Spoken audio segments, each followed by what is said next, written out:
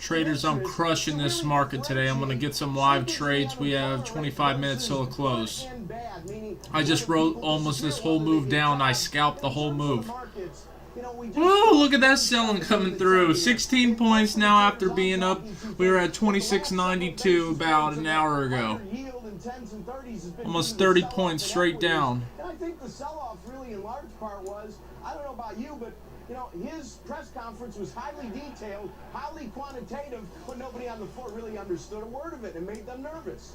Yeah, I always think about that. I always think about that Fed news conferences. All the guys that were in high school with pocket protectors are just showing off now. You know. Exactly. If I could make one point, though, we've seen the market behave like this on Fed days many times in the past, only to rally in subsequent days and weeks. I think what the Fed's They got me at 70. They got me at 70. I'll take that at half. I'll take that quick $60 real quick in 30 seconds. That's cool with me. I mean, the market seemed to be disappointed. Tyler, what do you think they were? They want to give it to you. They want to give it to me today. I'm taking it. What you would do with investments? Well, first of all, I just think this is getting Oh, you want to go a little higher? At this point, again, we didn't see any run up from QE. What are you gonna do? So much volatility. It's so easy to trade like this. I love it when the market's like this. Certainly not a popular thing to talk about. 71's risky right now, so I could get stopped out here. More asset purchases in the event we. Oh, no, they want to give me another $60. I'll take that. That's 120 on video right now. Keep marching higher. They're going to reverse it any second now, so that's probably the last up scalp. Yeah, this works. They're yelling in my ear, and I know that's happened to you many times. And just for everybody's approval, Ron, I can tell you, didn't wear a pocket protector in high school or college. Thank you all for joining us here. Thank you. Steve Leisman is with us now, and you asked about these new targets, which the chairman says is not a target but a guidepost. What's the difference? They're gonna pull it in or what? It's important, I think, for people to understand there's two things happening. I shorted that quarter. The first is that the Federal Reserve, for the first time, You gonna give me 2 ticks? put the funds New rate bar opens at tied to an quarter. economic target. 1 tick down. 1 more tick. Come on. Pyrrhic victory for Charlie Evans and those 1 more thugs who tick. wanted an advancement here. They wanted QE tied to Oh, it, but just it's took not. that. That's QE another tied to this $60. certain thing, which is improvement in the labor market. Ostensibly, that has something to do with the goals. Anyway, there's a bit of confusion out there. The market's going to have to sort through how much QE for how long based on what targets. We don't really have that anymore. They moved away from a Still drifting lower, but are they going to catch a bid here? Got to order out there 70. That QE is for stimulating the economy, and the funds rate is for removing accommodation. Actually, I canceled that out. And one quick little thing, Steve. It was a throwaway line, but it caught my attention. He said that he thinks the Fed funds rate. Are they going to blast it through 50? I don't know. The unemployment rate would suggest Someone's sitting there and selling. That caught my attention there. Right. Yeah, well, he is definitely looking at those numbers and seeing basically, Bill, what you and I see when we look at. Are they going to blast it to 75 here or not? We see the participation rate going down, but we also see job growth. He likes what he's seeing in payrolls, doesn't like what he's seeing in terms of the Trying to short a 70. People dropping out of the workforce. That makes it uncertain. And by the way, he also said that 6.5% rate is not a hard trigger. It's going to be part of the discussion as to when they do what they do. As so often happens, it could be a move. Look at that move. Good job with the news conference. Someone was sitting in there selling. That was big money right there to bring this whole bar down. I've been shorting lows and making money today too. And that's usually against my rule book. That's a no-no. Great to have you both with us. Greg, let me ask you first of all, how much do we care about what Bernanke said today in terms of what we do? Long in equities, I think stand to benefit provided we avert the fiscal club. I got it in that quarter, already to 75. I'll take that. Give me them 2 ticks. That's all right. I could have got 4. I'll take the 2. I'll keep grinding it out. Back up to that 70 again. This time, what are they going to do? Is that seller still sitting in there? That's what I'm wondering. You have the central banks around the world doing the same. It's very hard to be underweight risk assets. So that's all right, what are they going to do? What are they going to do here? I'm still not convinced. It was right around this area, that seller. Stocks as discounting mechanisms are already reflecting some of the good news that we have down the pike. We just hit a big support level. What was that, at 68.75?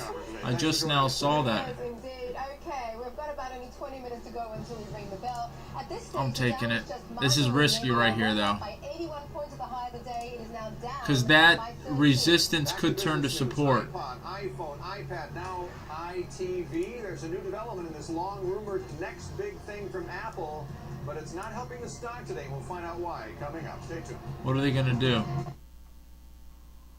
Oh, come on, give me that. All right, I'll take them 2 ticks. Someone was selling in there. We'll keep marching. We'll keep marching to the band's drum. This is the funnest time to trade.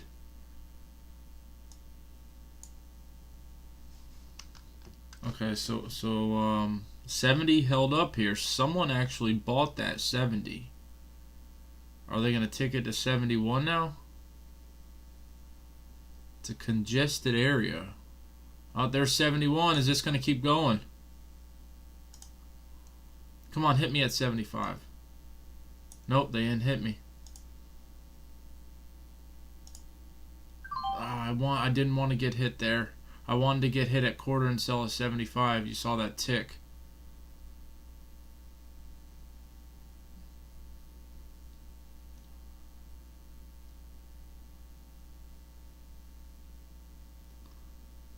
Can I get 72?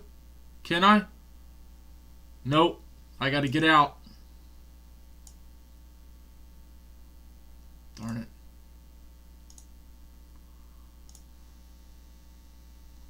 Sold it for a 1-tick loss. I wasn't going to risk it coming back on me.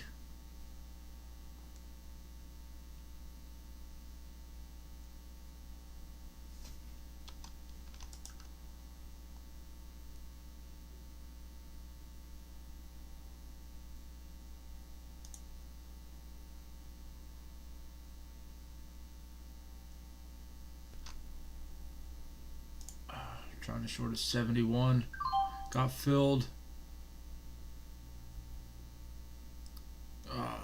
Let's see.